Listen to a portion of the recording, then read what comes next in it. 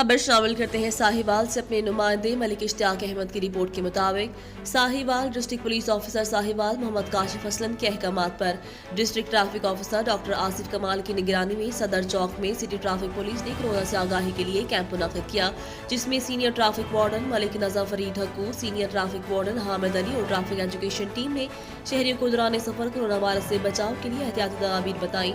उन्होंने बताया कि कोरोना वायरस की तीसरी लहर पहले से भी ज्यादा खतरनाक है, जिससे बचने के लिए हमें महकमा सेहत की तरफ से जारी करदा SOPs पर मनोअमन अमल दरामद यकीनी बनाना है।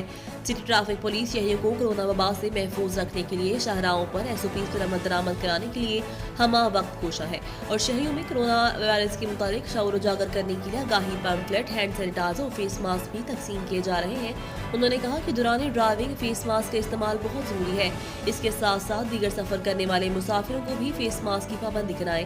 बिला जरूरत सफर करने से इज्तनाब करें। कोरोना वायरस से बचने का वाहिद हल एहतियात करना है, इसलिए जितना हो सके परहेज किया जाए। आखिर पर आगाही वॉक भी की गई, जिसमें सिविल सोसाइटी समेत तमाम मुखातिब ने शिरकत की।